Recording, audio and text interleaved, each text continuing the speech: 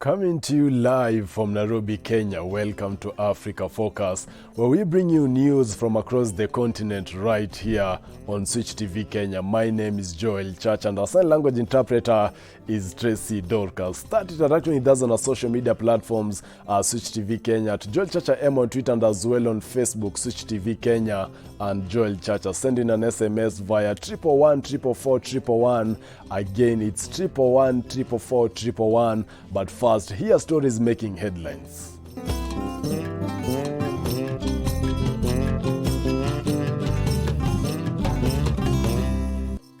Nigerians lament soaring of electricity and fuel prices amid COVID-19. Tanzania and Uganda have signed an agreement to commence construction on a 1,445-kilometer oil pipeline through East Africa. Angola doctors march against virus-linked police violence.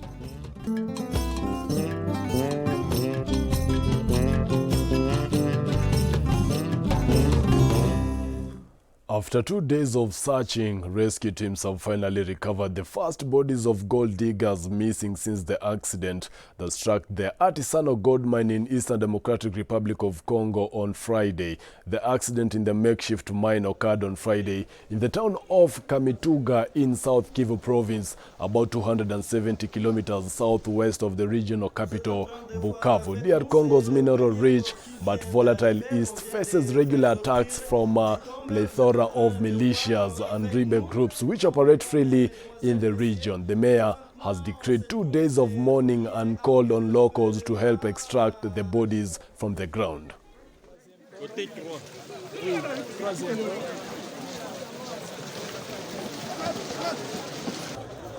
Vous êtes en train de voir avec nous, c'est le premier corps qui vient d'arriver, qu'on vient de faire sortir du tombe. Vous êtes en train de voir avec nous, mesdames et mesdemoiselles.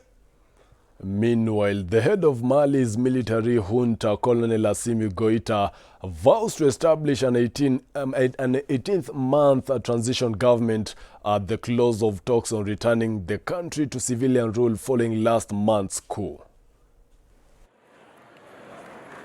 Mali's militia junta on Saturday vowed to establish an 18-month transition government to return the country to a civilian rule after last month's coup, but key figures protested the army's continued influence. A junta-appointed committee adopted a transition charter by acclamation at the close of talks on the handover of power, a move that paves way for a placeholder government taking over before staging fresh elections. We make a commitment before you spare no effort in the implementation of all these resolutions in the exclusive interest of the Malayan people. We request and hope for the understanding, support and assistance of the international community in this diligent and correct implementation of the transition charter and roadmap. But one of the most contentious issues remain unclear: whether the transition government will be headed by a civilian or a soldier. I think we should leave it to the military. The case of Amadou Toumani Toure in 1992 was successful after the departure of Moussa Traore, so I think that civilians must give way to the military for the good of all. Let the others go and prepare for the elections. That's the best you can do.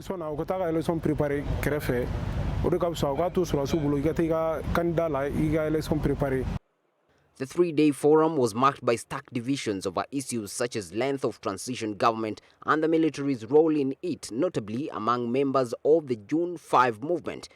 The loose coalition of opposition members, religious leaders and civilian figures engineered a month-long wave of protests against President Ibrahim Boubacar Keita, which led up to his ouster and arrest in a military coup on August the 18th. A 121-person legislative body will also be established, comprising of M5 members, political parties, journalists, civil society figures, religious leaders, women, young people, and members of Mali's diaspora. Elsewhere, Nigerians lament an increase in prices after the oil-rich nation dumped a controversial petrol subsidy system in the face of a coronavirus budget crunch. Authorities announced an end to the subsidies earlier this year as falling oil prices robbed Nigeria of a major chunk of its revenues. Increasing the pain of average Nigerians, the government has also almost doubled the cost of electricity from 33 to more than 60 naira per kilowatt. The manager of a printing and embroidery company describes the impact, or rather the impact these changes will have on his production. Tempers have risen in Nigeria along with prices after the oil-rich nation dumped a controversial petrol subsidy system in the face of a coronavirus budget crunch. The cost of fuel at the pump has risen by about 15% in recent days, hitting a record high of 162 naira per litre after the government pushed on with the deregulation. The government is at the end of its wits. It can no longer find any money to sustain any subsidy, whether it's in the petroleum sector or whether it's in the electricity sector.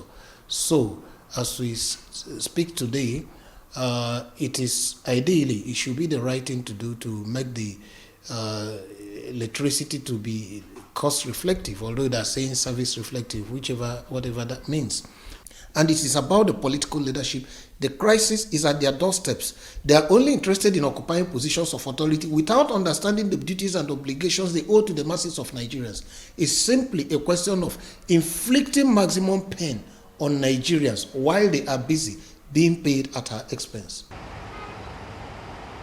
Despite being the continent's biggest crude producer, Nigeria has almost no working refinery capacity, and the authorities have spent tens of billions of dollars to subsidize imports. Now the government says the global economic slump sparked by the coronavirus pandemic means it simply can't afford it anymore. In a virtue of 1 month, the fuel price was increased twice. But it's sad and disheartening. Honestly, it's not encouraging. It's with the poor masses that are suffering, Sha. They don't feel anything about it. Theirs is to remain in their house. They'll supply them. While such prices may sound cheap in many countries, the hike is a major blow to cash-strapped consumers who see cut-price petrol as one of the few tangible benefits they get from their dysfunctional leadership. People in Africa's most populous country, where almost half of the 200 million population live in extreme poverty, have for years relied on the artificially inexpensive fuel. Yeah, it has affected the cost of production. Well, before now, if you are here at this price, your Shimate's price, before now we spend like close to 200,000 every month on NEPA card. With this new tariff, we're spending close to 300 or more. So it has really affected the cost of production. I don't think this is the right time, having the fact that we are still in lockdown. Families are trying to survive. Companies are reducing their staff. So I don't think this is the right time. Cost of transportation has increased. Cost of living, cost of production. I don't think this is the right time. It's really unfair. Ayuba Waba, president of the Nigerian Labour Congress, described the hikes as the most insensitive and an affront to the Nigerian people who are bearing the heavy burden of the COVID-19 pandemic. The Socio-Economic Rights and Accountability Project lobby group said the hike will endanger lives and increase inequality and poverty exacerbated by the COVID-19 pandemic, and vowed to seek legal redress. Nyakundi Kelvin, Africa Focus.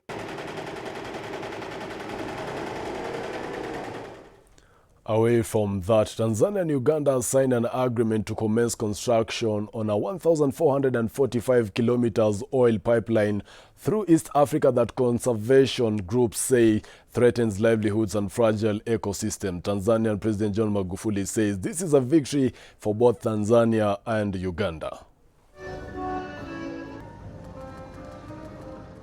Tanzania and Uganda signed an agreement Sunday to commence construction on 445-kilometer oil pipeline through East Africa that conservation groups say threaten livelihoods and fragile ecosystems. The project focuses on oil fields in landlocked Uganda discovered in 2006 and proposes pumping the crude to the coast via a pipeline across Tanzania at an estimated cost of 3.5 billion. Mradi ni ukombozi mwingine katika nchi yetu. 4.6 billion is officially the total amount of fuel that has been confirmed. This amount is found in areas in which 40% of the oil area is found. The remaining 6.5 billion is in the urbanite zone, but it is only 40% of the area. We are still searching the remaining area to find more fuel.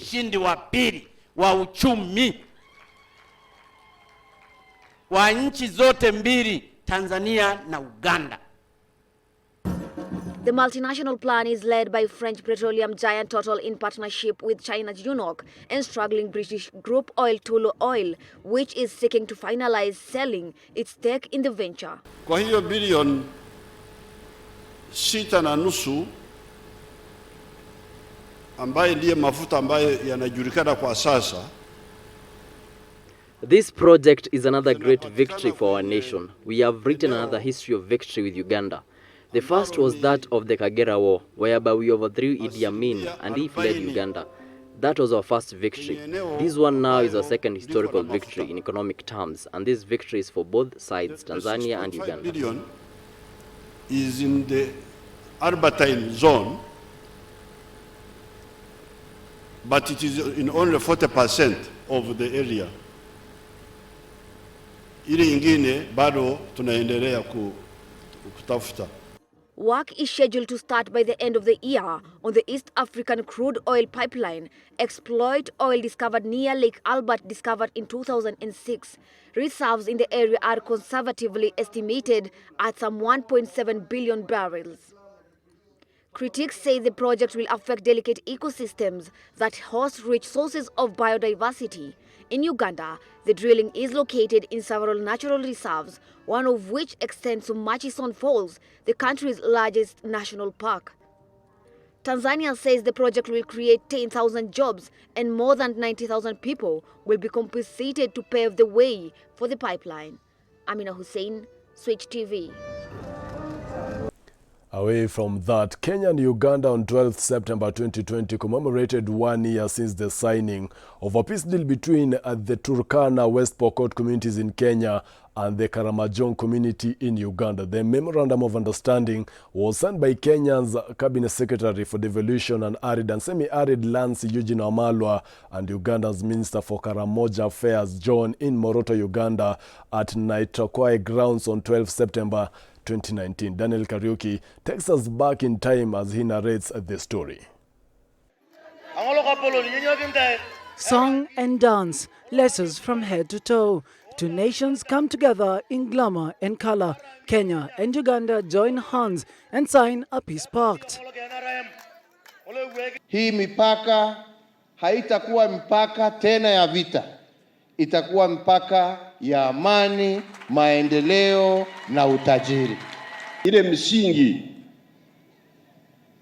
ya mambo yale mawili, amani, maji, mnaona yameanza kuleta matunda. After we sign this, we'll have peaceful coexistence between our neighbors living along the borders, because without peace, there can be no development. 1 year on, the peace and beauty is shouting, no more bloodshed, no more wars. Kenya and Uganda's journey to freedom was marked. The joint collaboration, which was facilitated by the United Nations and has so far paid dividends, as the previously two warring communities, that of Turkana Pokot of Kenya and Karamojong of Uganda, put aside the differences and instead working together to ensure sustainable peace in the decades to come. Let me go and speak there. A number of leaders have since commented on the gains, challenges, opportunities and the transformation that has taken place since the Moroto Peace Accord was signed. So this has been a plus for us. People are getting services because of this peace accord that has encouraged roads. People are now engaging in businesses. Trade has increased and people moving into Uganda. Cabinet Secretary of Devolution Eugene Wamalwa, who signed the deal, hopes to have more peace deals with other regions to promote tourism and culture to boost livelihoods in the regions. We have been able to attend Tobongulare in Turkana, and when you see these communities come together, it is so beautiful in terms of the similarities in culture and the joy it brings to the communities. According to the Senate leader of majority, Samuel Pogisio, the peace deal has changed the environment whereby instead of cattle rustling, residents there are doing businesses and trading cattle with each other, which has improved the economy. It's been so peaceful. From around that time on, we are now able to walk the distances without any fear, and the children have been able to go to school because they don't have to move around so much. And so the enrollment in school was getting up, except for this COVID period, was very high. UNDP resident representative in Kenya, Walid Badawi, via Zoom interview notes how they have eliminated illegal flow of small arms and light weapons in the border areas by strengthening the peace actors' capacity. Both on the Kenya side as well as on the Uganda side, UNDP has actually invested about $1 million of its own resources for each of the countries to actually implement some of these catalytic interventions that give life to this MOU, so that we ensure that what has been a political framework can very quickly translate into meaningful activities. President Kenyatta said something very remarkable that day in Moroto. He said that unless young people, there is the free movement of young people, of goods, services, we will not be able to generate the kind of intellectual capital and human capital that we need to advance each other. President of Uganda, President of Kenya, It is indeed a happy, peaceful one-year pact anniversary, a pact that communities will live to appreciate and global leaders would need to replicate. Daniel Kareki for Switch TV. A time to take a breather here on Africa Focus. Still to come. Supporters of jailed Algerian journalist Khalid Rarini call for his immediate release in Algiers.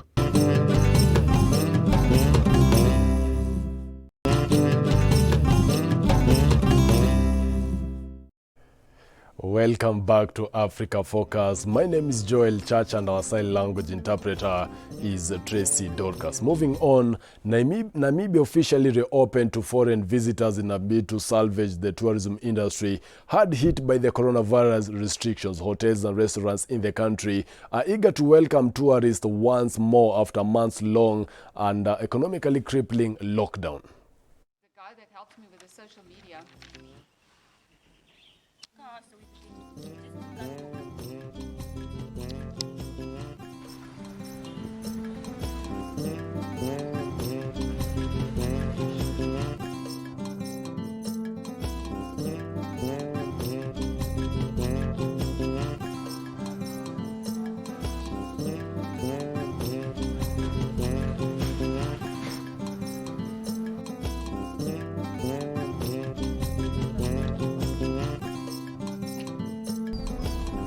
The international tourism market, I think it's going to take more than a year to recover from that. And then for the locals, we've dropped our prices. And I must say we've had a very good response from our locals, especially the winter people, since we're still in a lockdown now. The Commerce region, they've supported us very, very well. And I'm very grateful for that. But yeah, it's sad that the internationals can't see our stunning country. It hit us so badly that we psychologically were considering to close the business completely. But then we thought it's not a good idea, because then people were already rumoring that Josie's closed down. And we had about 10 takeaways, deliveries per night. That is nothing. I mean, we have 75 tables. We can seat 650 people on a busy night. So 10 deliveries per night. I mean, it's not even 2% of the whole thing. Our average number of visitors are between 2,000 and 4,000 per month. That's usually. We've maybe seen 150 per month on a good month, per month. So that is the tragedy. The Craft Center is over 20 years old, and the Craft Center support directly about 80 people, in the center with direct employment. But indirectly, it buys and supports crafters and traders of 5,000 to 6,000 people from all over the country. So when we don't sell, we don't buy. When we don't buy, the people suffer. The airport transfer is completely closed down. It's nothing. There's no one booking for the airport transfer right now. It has been already over 6 months now. No one is booking for the airport transfer. So the taxi business around here is not making money because people are scared of each other. No one want to go in the taxi where you can see there's someone else. He wants to go in that taxi because he's scared. Maybe that person who's inside of the taxi is having corona. So people they are scared to be affected. They are very careful because they know that there's no vaccine for the corona. And now let's shift our focus to Ethiopia, where campaigners are calling on Saudi Arabia to investigate allegations of the abusive and unsanitary conditions confronting migrants after some began talking to activists and international media using contraband cell phones. The situation is very bad because of there is no any facility which is helpful for human being to stay in some place. There is no toilet. Of course, there is the facility of toilet, but there is no water, and even the prisons are very small inside. There's no medical care in prison. They don't go out. Anyone is not allowed to go out. People are staying in that prison for more than 5 months. They didn't see any light, sunlight for 5 months. They were collecting the phone from the prison. When they asked them, why are you collecting our phone? We wanted to contact our family. So the Saudi prison guard tells them, this is a request of Ethiopian government. Ethiopian government is requesting this to collect the phone from you. I think this one is to silence the migrants, to not to speak to outer world. But away from that, and now in the corridors of justice, hundreds of people marched along the Angolan streets demonstrating against police brutality that saw a doctor die at the hands of police, although the police claim that the doctor, who is known as Silvio Dalla, suffered a heart attack and he was arrested for not wearing a mask. At least 7 young men were shot dead by police and army officers between May and July, according to Amnesty International. Angola's doctors' union led protests in Rwanda to denounce police violence and demand an investigation into Dalla's death. Hundreds of demonstrators chanted and waved face masks over their heads.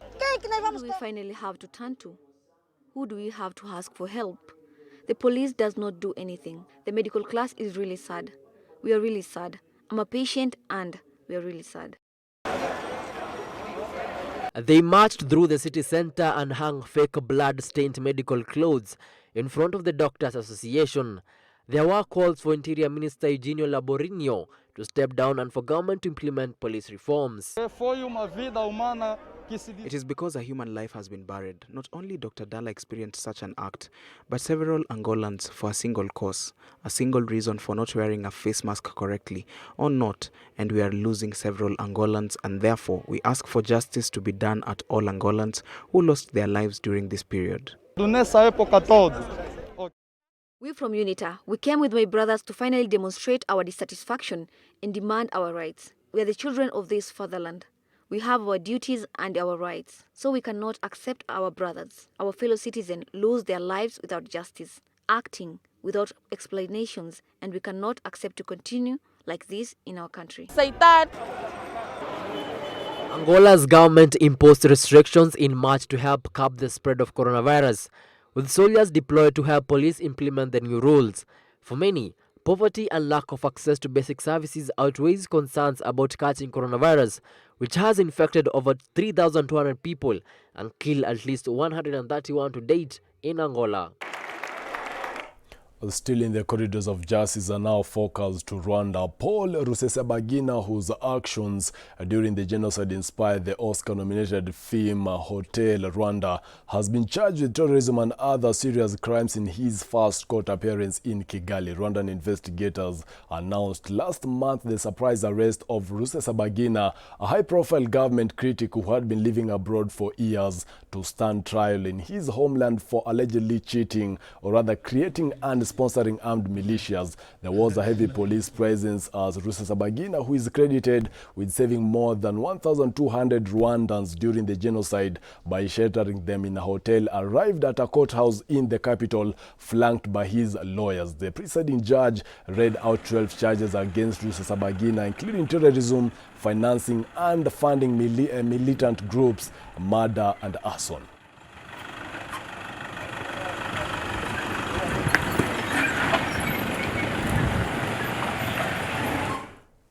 That's all we had on Africa Focus today, but keep the conversation going on our social media platforms, Switch TV Kenya, at Joel Chacha M on Twitter, and as well on Facebook, Switch TV Kenya and Joel Chacha. Send in an SMS via 111 444 111. Our sign language interpreter was or is Tracy Dorcas. Until next time, do have yourself a great day.